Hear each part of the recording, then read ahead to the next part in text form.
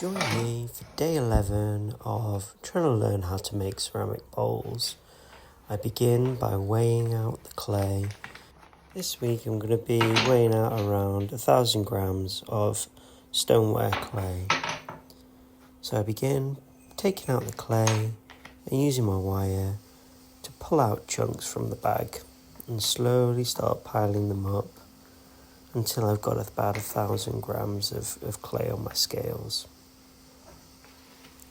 Got about the right amount here now. I'm just sealing up the bag and putting the rest of the clay away. I really like the dust effect there, but it does make me worry about my lungs a little bit. Once that's all sorted, I then use the sponge to wet my wheel. This is so that when I push the clay down onto it, the clay sticks and adheres to the wheel. So this week I'm actually trying to throw on a bat. I really struggle throwing on bats. I find that when I start pushing down on the clay and centering it, the bat slides around, so I find I have to be really delicate. So I begin by putting a tiny piece of clay down on the wheel, centering that clay first, and then using the base of my fist, I push down on the clay and begin to flatten it out across the wheel, like so. You can see how the clay starts to bulge out underneath my knuckles and my palm, and then I begin to slide my hand slowly out towards the edge of the wheel, and this pushes the clay down onto the wheel, creating a nice thin layer that I can then place the bat on top. So I continue to push out, wetting the clay as I go because it keeps sticking to my hand as it dries out, until I've got a nice thin layer around about 1 centimetre in depth. Now I'm almost there, just a couple more pushes. We should have a nice thin layer of clay as a base to put on top.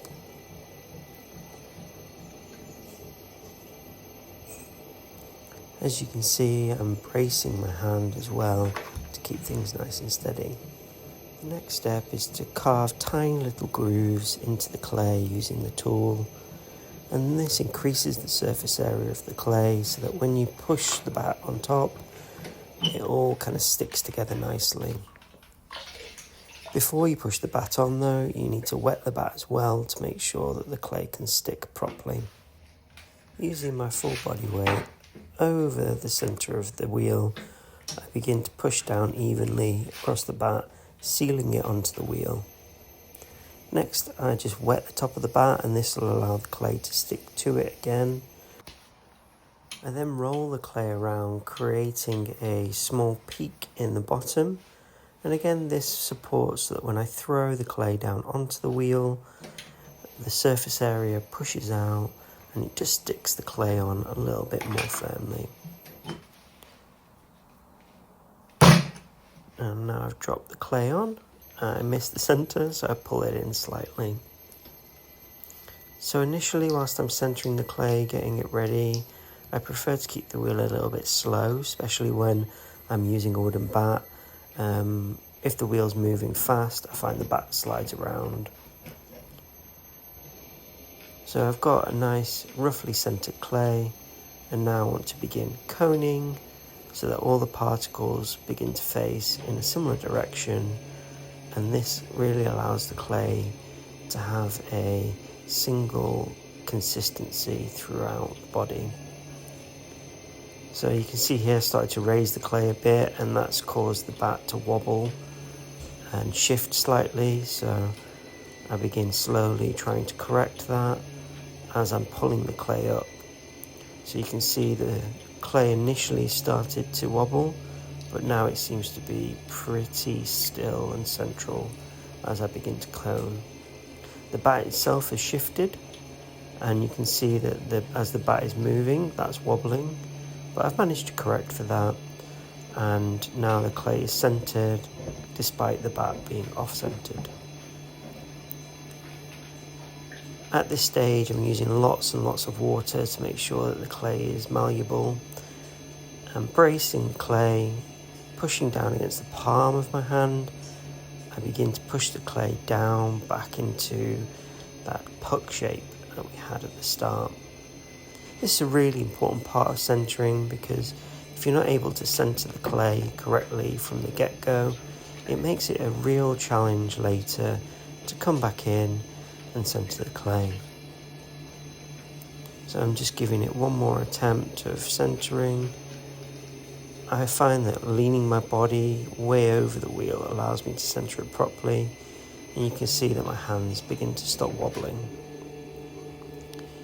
Next, I'm going to open up the clay, and at this point I'm offering up the clay by sticking my thumb through the center at about a 45-degree angle and bracing my thumb with my fingers.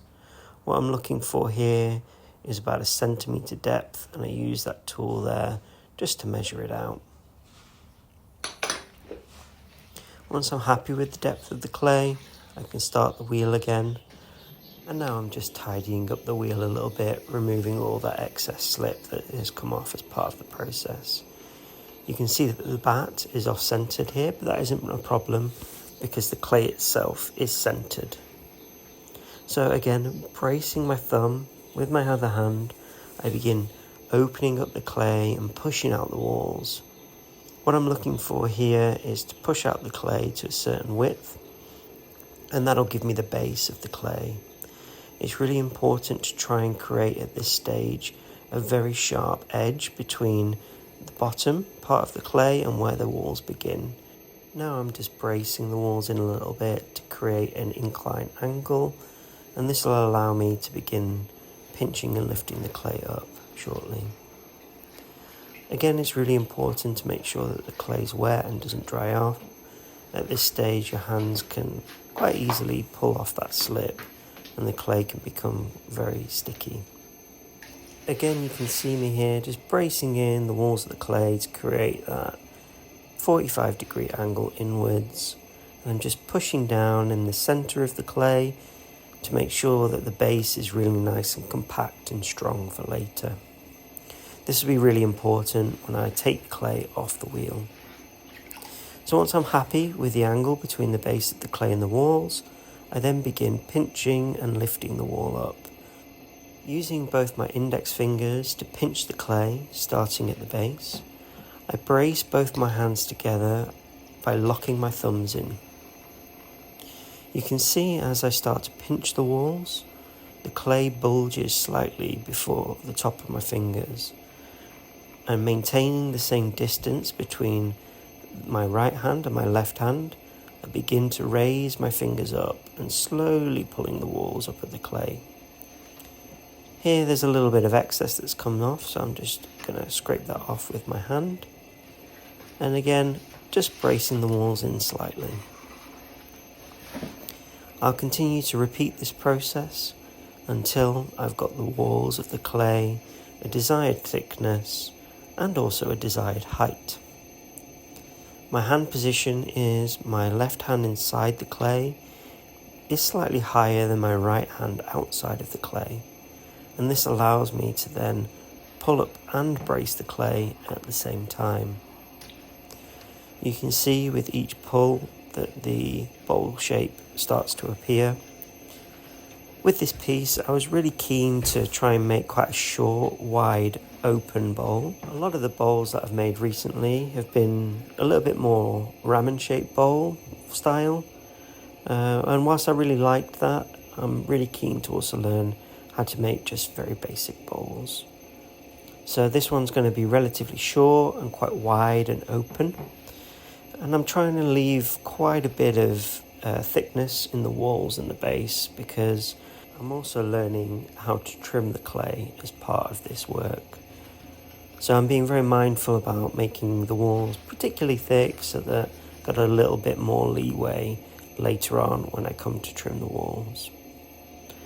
So we're nearly now at the finish here, and you can see I've changed my hand position from lifting the walls up to starting to bow the walls out. Now, just using a wooden piece, I begin pressing it in at the base of the clay and just cutting it in the feet a little bit at the bottom. This will make it much easier later when we come to trim it. Next, I'm adding a metal rib, and I appreciate it's not a very clear view here. I think when I do this next, I'll try and change the camera angle so it's a bit easier for you all to see. But essentially what I'm doing is holding the rib at a fixed distance from the clay, and then using my left hand on the inside of the clay, pushing the clay all out until it starts to scrape against the rib. This allows me to remove any excess slip, but also really helps create that nice clean surface area on the clay. So I'm just doing a similar approach now with the inside of the bowl. This is really to remove any excess slip and really helps with drying of the bowl later. Any excess slip that's left on the surface of the bowl will make it dry out unevenly, and this can form cracks and cause the clay to split. Now just tidying up the rim of the bowl. The rim is a really important part of any piece like this because it helps communicate how thick the walls are of the clay.